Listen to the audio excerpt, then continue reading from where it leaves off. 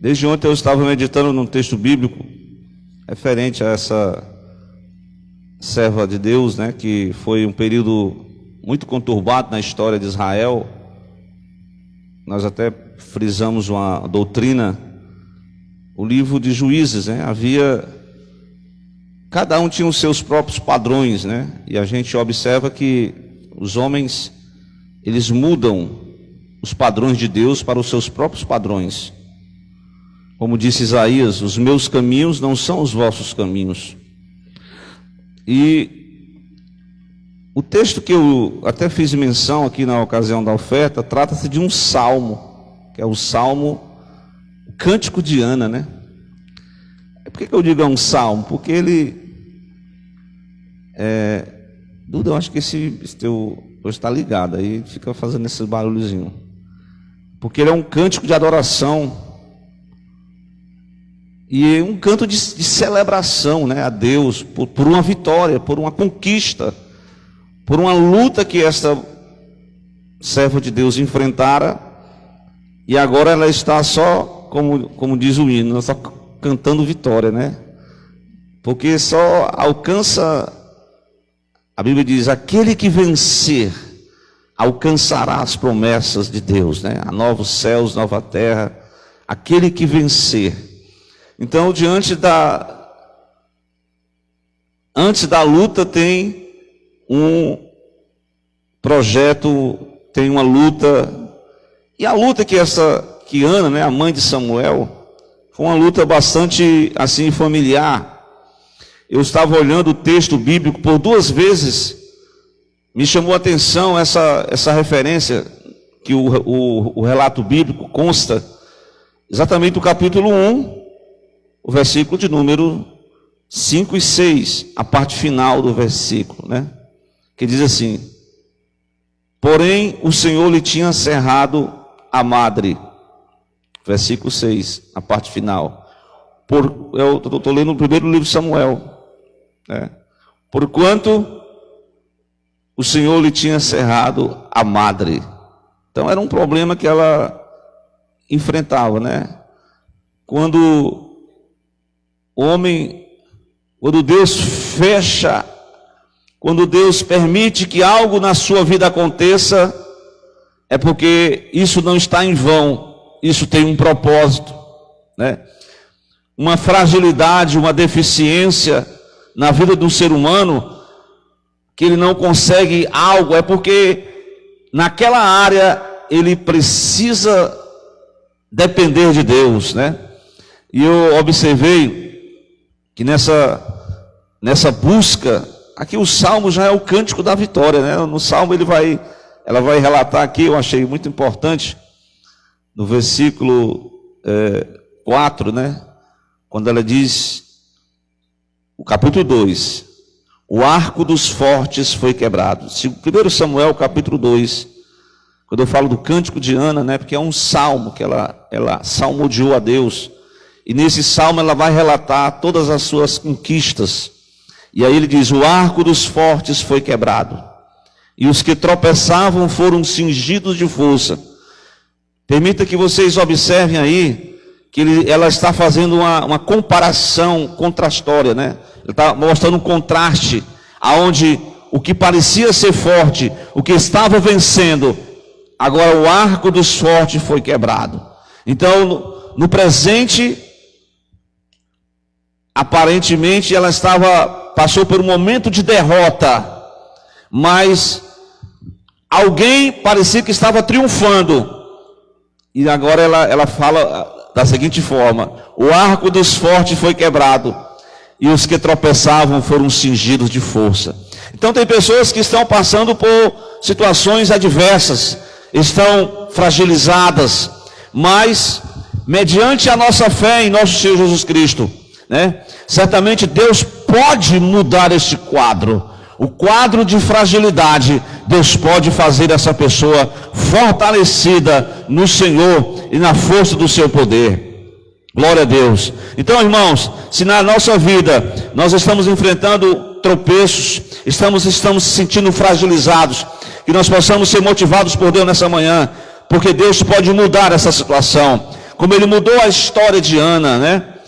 Aí, a história de Ana, eu costumo sempre repetir, né, essa mensagem, porque sempre você vai encontrar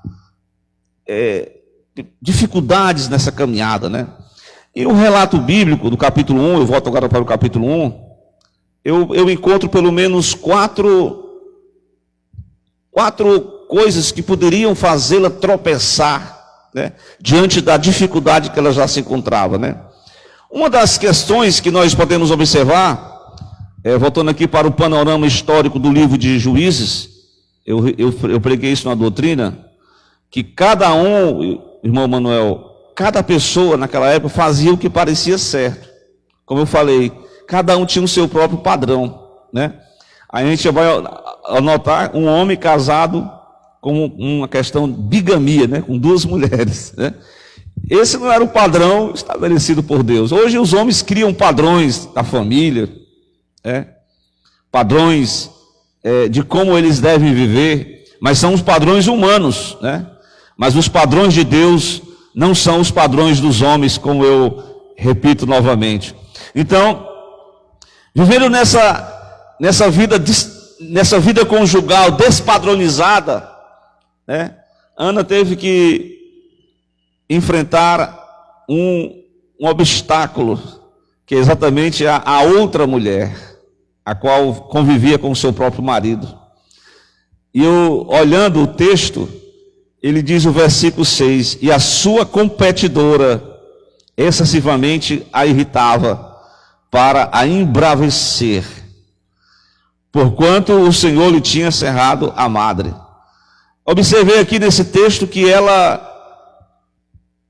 ao invés dela se concentrar as suas forças no seu problema, na sua dificuldade, em orar a Deus, não, ela despedia esforços, focava, perdia o seu tempo em briguinhas, em discussões que não iriam contabilizar na sua vitória, não iriam edificar no seu projeto de vida.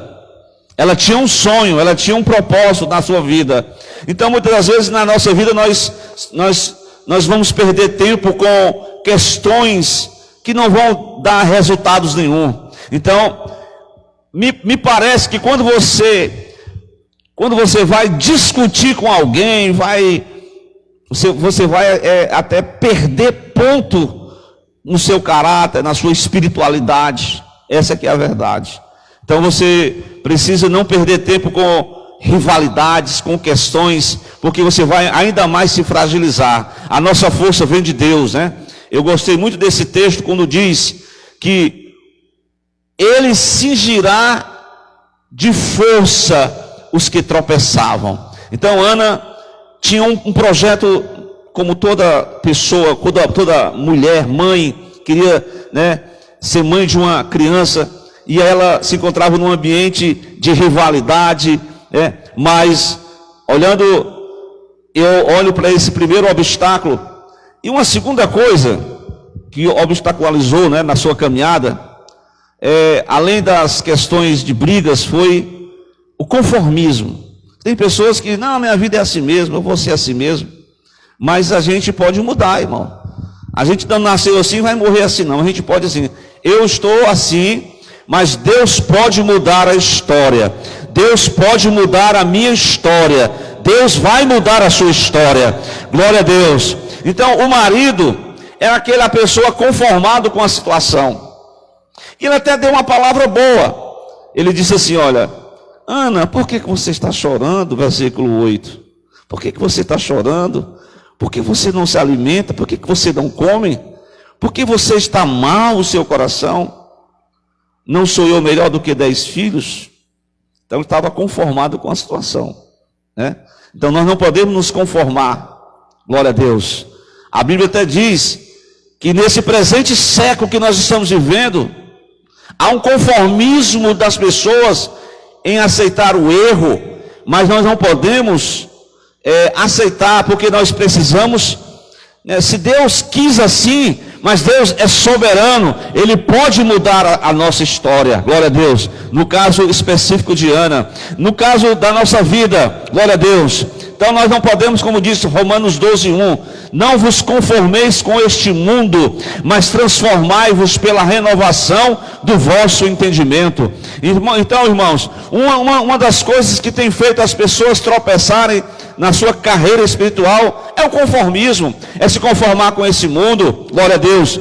Mas aqui nós estamos diante de um Deus que pode mudar a história, como relatou Ana nesse cântico de Ana aqui.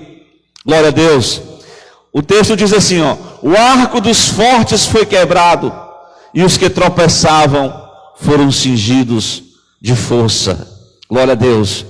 Ana enfraqueceu-se com brigas, com discussões, como também nós nos podemos nos enfraquecer. Elcana sugeriu que Ana pudesse se conformar com a situação, como muitas pessoas hoje têm se conformado com este presente mundo, glória a Deus. Mas como disse Jesus, vós não sois deste mundo. Nós precisamos adorar a Deus, nós precisamos invocar o nome de Jesus Cristo, precisamos aderir aos padrões divinos, porque os padrões mundanos não podem ser os padrões de uma igreja, não podem ser os padrões da moralidade de um servo de Deus, glória a Deus. Então o conformismo tem deixado as pessoas estacionadas, o conformismo tem deixado as pessoas parar de andar, de caminhar, tem tropeçado, glória a Deus. Mas irmãos, além desses tropeços que aparecem na caminhada, eu observei na vida de Ana, que o tropeço pode ser você mesmo pode tropeçar da sua própria fragilidade. Porque a partir do momento em que você valoriza, que você só dá, como diz aqui o texto aqui, eu vou ler, que Ana, ela enfrentou uma angústia, né? É uma situação que muitos hoje têm enfrentado, esse revés, né? Dificuldades, pânico, medo. Então as pessoas, elas podem ser autoras das suas próprias derrotas. Quando elas valorizam, diz um texto bíblico, acho que é lá em Provérbios, que diz assim: se você mostrar-se fraco no dia da tua angústia, quão pequena é a tua força. Se no dia da dificuldade, se tu se mostrar fragilizado, se tu não reagir, se tu deixar a tristeza dominar o teu coração, se tu deixar a angústia invadir a tua alma, como você vai mostrar força? Quão pequena é a tua força. Então, repare no texto bíblico, exatamente no versículo de número 10, diz a palavra que no versículo 10, ela, pois, com amargura de alma, estava com a alma amargurada. E assim, meus amados irmãos, isso tem feito pessoas tropeçarem nessa caminhada, amarguradas. As pessoas amarguradas, elas perdem até o desejo de viver. Elas não querem mais enfrentar o problema de frente. Pessoas que estão amarguradas, que estão com a alma doentia, elas não conseguem visualizar pela fé o projeto da vitória de Deus em suas vidas. A amargura, a alma entristecida leva a pessoa a uma vida entediada, a uma vida sem rumo, a uma vida sem propósito, a uma vida sem saída. Mas nessa manhã, glória a Deus, nessa manhã nós queremos aqui dizer pela palavra de Deus que há uma saída.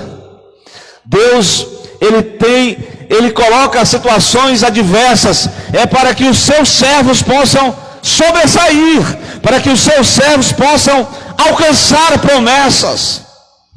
Toda vitória vem decorrente de uma guerra, de uma situação adversa. Não se consegue nada apenas, a Bíblia até diz, quem são estes? São os que vieram da tribulação. Então todo triunfo vem de uma dificuldade, vem de situações adversas. Quando a alma quer adoecer, A situação leva as pessoas a adoecerem a alma. As pessoas não têm motivações para nem orar, não têm motivações nem para vir ao culto, não têm motivações para buscar a presença de Deus. Glória a Deus. Irmãos, o Senhor, Ele quer cingir as forças do fraco, como disse Joel: diga ao fraco, eu sou forte. Cristo é forte em nossas vidas. A presença de Cristo é a fortaleza, é o segredo da nossa força. É Cristo em nós, a esperança da glória. Glória a Deus. Essa é o segredo da nossa força. Porque se nós contarmos nós com as nossas próprias forças, eu li aqui no texto bíblico, nesse cântico de Ana, relacionado à questão de força, né? O versículo 9: os pés dos teus santos Deus guardará, porém os ímpios ficarão mudos, os ímpios ficarão mudos nas trevas, porque o homem não prevalecerá pela sua própria força. O homem não pode prevalecer pela sua própria força. Jeremias 17 diz, o versículo 7 em diante: maldito o homem que confia no homem. A gente até aplica, né? Olha, irmão, a gente não pode confiar em ninguém, não. Está escrito aqui na Bíblia. Mas o texto não fala isso. O texto fala: maldito o homem que faz da sua própria força física, né, o seu baluarte, a sua defesa, a sua força. Mas ele depois, em contraste, diz: bendito é o homem cuja esperança está em Deus, cuja força está em Deus. Porque ele pode ser bem fraquinho, né? E eu acho interessante que essa história aqui, esse cântico de Ana, ele é um cântico profético. Porque ele diz assim: olha, o Senhor, o versículo, voltando aqui para o capítulo 2, o Senhor é quem tira a vida, Ele faz descer a sepultura. Ele é soberano. Às vezes a gente fica questionando por que isso, mas Deus sabe de tudo. Ele tira e Ele dá a vida. Ele tira a vida e Ele dá a vida. Ele faz descer a sepultura, mas Ele faz torná-la novamente subir. Ainda que esteja morto, disse Jesus, viverá. Ainda que ninguém dê nada por você, Deus investe na sua vida e diz: eu estou contigo. Glória a Deus. Então, irmãos, quando você achar que vai sucumbir, saiba, Deus está contigo. E se Deus é por nós, diz o apóstolo Paulo lá em Romanos, quem será contra nós? Glória a Deus. Irmãos, o texto diz aqui, o Senhor é o que torna subir dela. O Senhor empobrece, como eu li, mas o Senhor enriquece. O Senhor abaixa, o Senhor também exalta. O Senhor levanta o pobre do pó. Aqui retrata, profeticamente falando, porque Samuel, né, o filho de Ana, o juiz, a qual foi um dos últimos juízes que ungiu ao rei, ao filho de Jessé, que foi Davi. Davi, quem era Davi? Era um simples jovem pastor que estava ali na sua labuta diária, cuidando das ovelhas do seu pai. E de repente o profeta Samuel chega na sua casa, na casa de Jessé, para fazer um sacrifício. E exatamente esse versículo se cumpre na vida de Davi. Ele faz que o pobre do pó, desde o esterco, exalta o necessitado, para fazer-o assentar aonde? Entre os príncipes, para fazer herdar o trono da glória, porque do Senhor são os alicerces da terra, Ele assentou-se sobre eles do mundo. Irmãos, Davi ele é um exemplo disso. Ele estava lá, ninguém dava nada, até os irmãos, ninguém dava nada por ele. Mas de repente o rei, o sacerdote, profeta, o juiz Samuel, colocou o óleo sobre a cabeça de Davi, um garoto, um jovem E ele, a partir daquele momento, ele se tornou um jovem promissor. E ele foi forjado. Isso aqui é interessante, né? Porque as pessoas querem a vitória sem passar pelo processo da vitória. Davi foi forjado pelo próprio antecessor que foi Saul. Perseguição. Davi não perdeu tempo com Saul brigando. Saul queria brigar com Davi.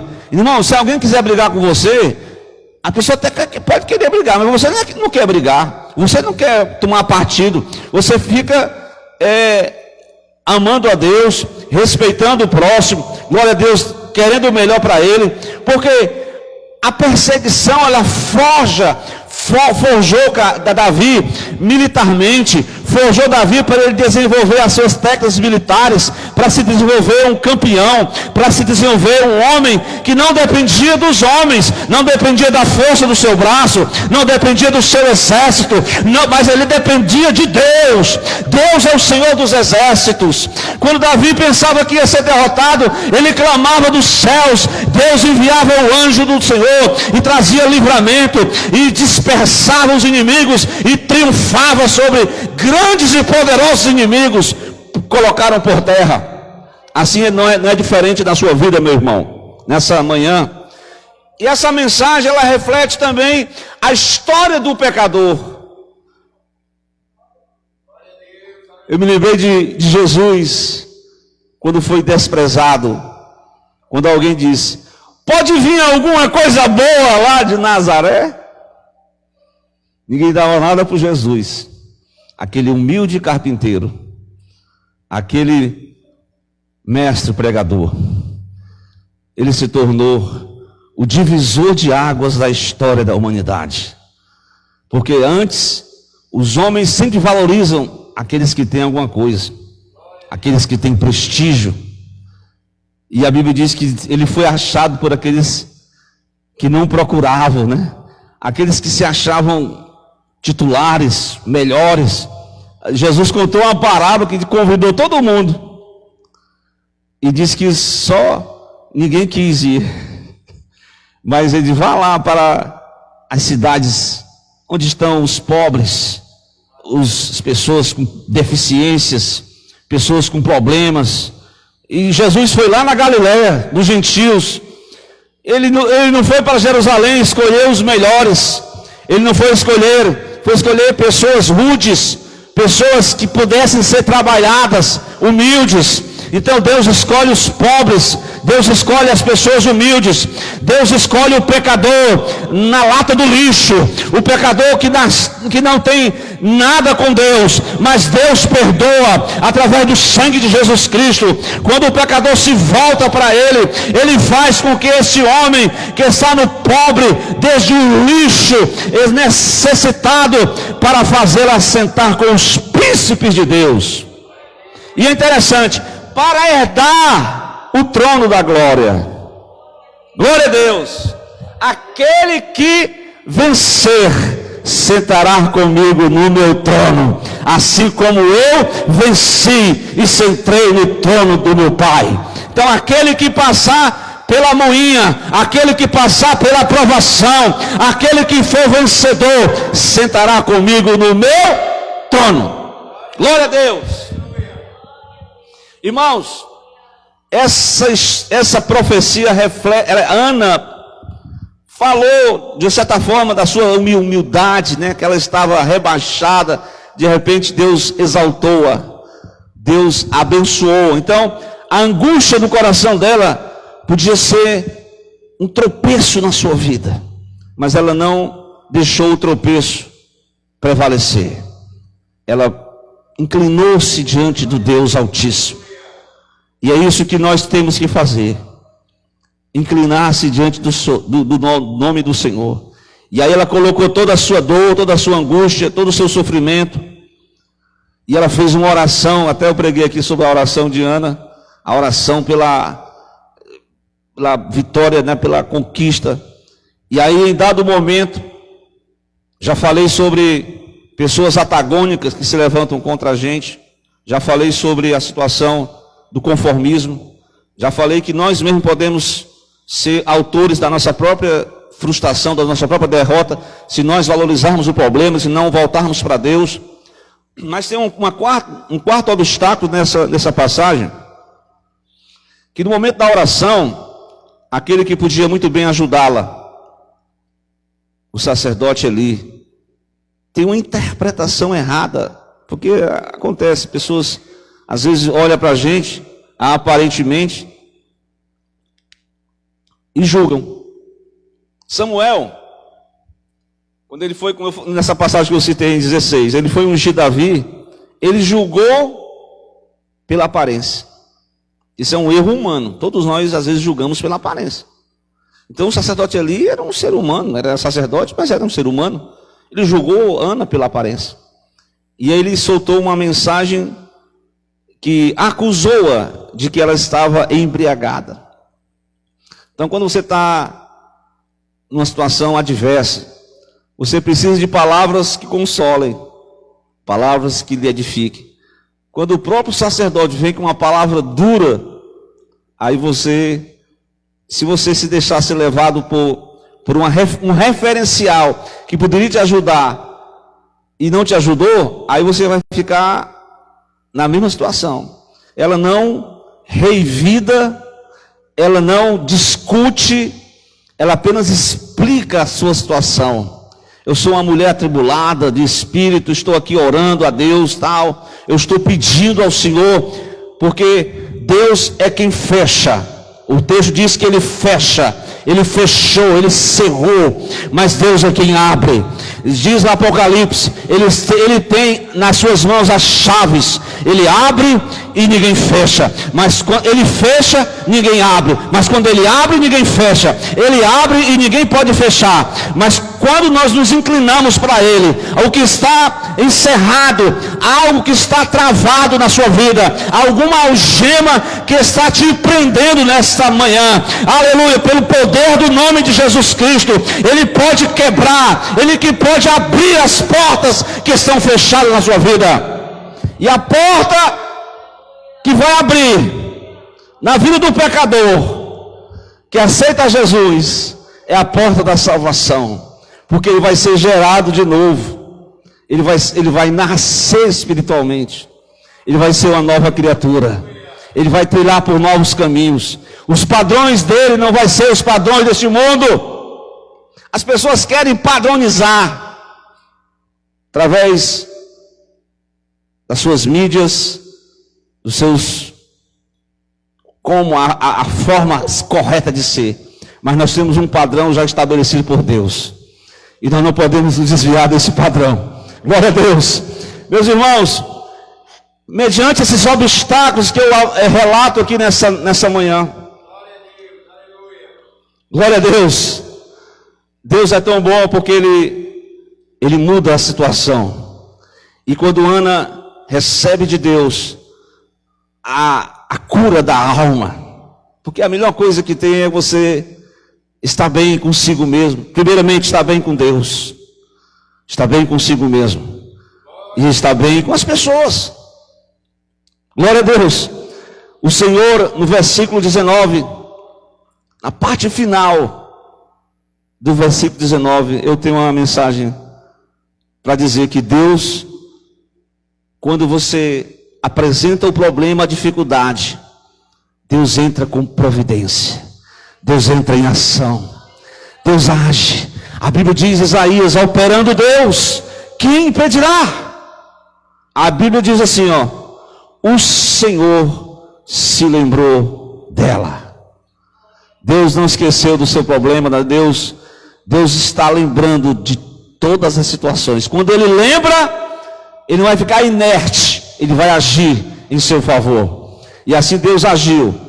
E ela foi contemplada com a bênção de Deus.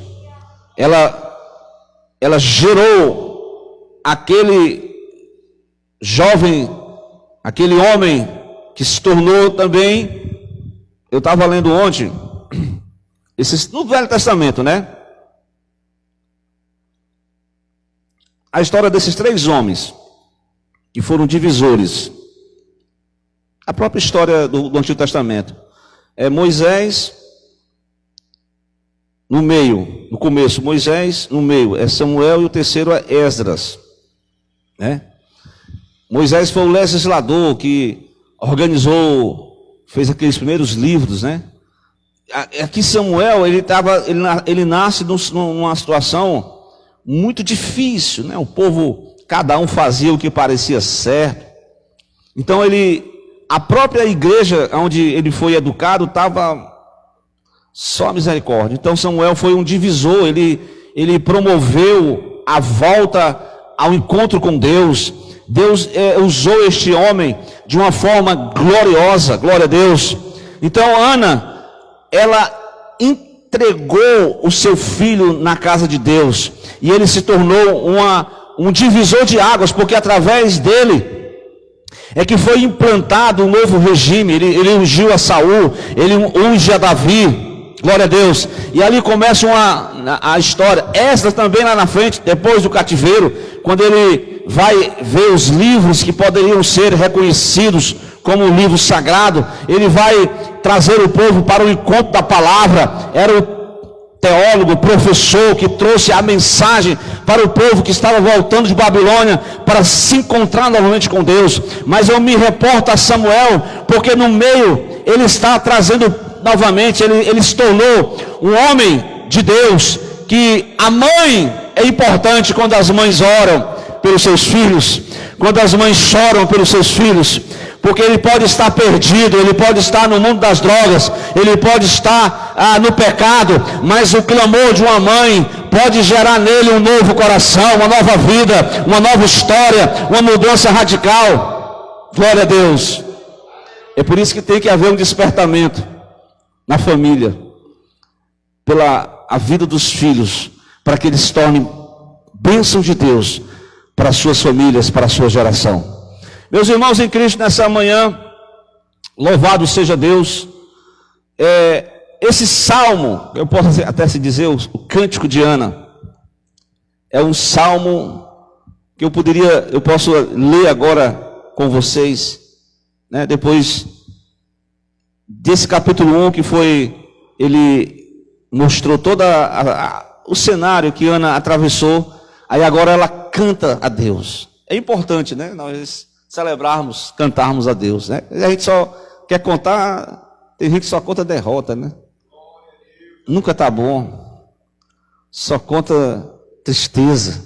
A gente vai se aproximar de uma pessoa dessa, a gente fica mais triste ainda. Mas louvamos a Deus, porque a Bíblia diz: quando vos reunis para adorar, um tem salmo, um tem um cântico, e aqui tem um salmo. Ana veio com um salmo, ela certamente registrou, escreveu o versículo 1, eu vou concluir aqui na leitura desse salmo. O meu coração exulta no Senhor, ela está alegre com Deus. O meu poder está exaltado no Senhor, e a minha boca se dilatou sobre os meus inimigos, porquanto eu me alegro na tua salvação. Não tem coisa melhor do que você celebrar depois de passar por uma situação adversa. É você agradecer, é você permanecer firme, alegre, adorando a Deus. Porque tem gente que não sabe agradecer, né? Depois que recebe a bênção, vai embora. Mas eis aqui um exemplo de serva perseverante, que depois que recebeu, que foi contemplado com a bênção de Deus, depois que Deus atendeu o seu pedido, ela vem para registrar o seu cântico de agradecimento, o cântico de Ana. Meus irmãos, então, como eu li aqui, ela vai apresentar aqui, né, a salvação em Deus. Ele é o autor e consumador da nossa fé, é o que nos salva das dificuldades, mas é o que perdoa os nossos pecados, é o que nos livra do mal, é o que registra a nossa vida no livro da vida e nos faz herdeiros do trono da glória de Deus. Irmãos, que nessa manhã nós possamos aprender a louvar a Deus, como anda, registra o seu louvor, o seu cântico. Ele diz: não há santo como o Senhor. É verdade, não existe outro, porque não há outro fora de ti. e nenhuma rocha nenhuma há como o nosso Deus. Ela expõe a sua fé nesse Deus, que no momento da fragilidade, foi uma rocha, foi uma fortaleza, e ela agora está expondo, dizendo que Ele não há outro igual a Ele, não há Deus maior que possa operar em favor dos seus servos, não existe outro nenhum. Glória a Deus, poderoso Deus. Aí o versículo 3, há uma recomendação para cada um de nós quando tiver refrear a nossa língua, né? Tem gente, às vezes nós falamos palavras que possam ferir alguém, mas Ana vai dizer assim, recomenda-se, não multipliques palavras de altíssimas altivezas, não saia coisas árduas da vossa boca. Por quê? O Senhor é o Deus que dá sabedoria, e por Ele são as obras pesadas na balança. Reflita bem, pelas suas palavras você pode ser julgado, vai ser pesado tudo na balança. Então nós não podemos falar palavras ásperas com as pessoas, altivas contra Deus. Tudo vai ser colocado em pauta na balança de Deus. Então, que nessa manhã nós sejamos aqui revestidos de força, porque o arco dos fortes foi quebrado. Glória a Deus. Deus destronou o valente. Deus destrona o império das trevas. E Deus levanta o caído, o desesperado, Ele traz esperança. O faminto, Ele traz o pão da vida. Para os que estão mortos espiritualmente, Ele traz a luz da vida. Para os que estão sem força, que estão quase tropeçando, Ele cinge de força. Ele te dá nova esperança nessa manhã. Nova vida com Cristo. Glória a Deus. Que o Senhor abençoe a cada um dos seus servos, né? Que nós possamos glorificar a Deus em meio à tempestade, porque a tempestade vai passar, porque a dificuldade vão passar, e Deus está no controle de tudo. Deus não perdeu o controle, Ele é soberano, Ele é que dá, Ele é que tira, Ele é que dá vida, Ele faz descer a sepultura, Ele faz subir a sepultura, Ele enriquece, Ele empobrece, Ele abaixa, Ele exalta, Ele levanta o pobre do pó, desde o esterco, exalta o necessitado, Ele faz assentar entre os príncipes. Glória a Deus. Ele faz isso, Ele muda a história do homem e da mulher. Se crê, disse Jesus, verá a glória de Deus. Então nós vamos concluir com um hino de adoração. Quem vai louvar a Deus? Vou convidar aqui o nosso irmão Benassi, você pode louvar a Deus com mais um hino? Vai louvar a Deus com um hino, depois nós estaremos fazendo a oração final e orando pelos irmãos. E avisando que hoje à tarde, 15 horas e 30 minutos, nós teremos o segundo culto de celebração ao Senhor. E os convido os irmãos que estão em casa, que possam estar aqui participando do culto ao Senhor. Glória a Deus. Vamos louvar o Senhor nesse momento, com o hino. A ovelha perdida, irmão? Sem ovelha. Ovelha que se encontra aí, fora do redil, fora do aprisco do Senhor. Esta manhã Jesus te convida para você vir a este redil. Glória a Deus. Glória a Deus.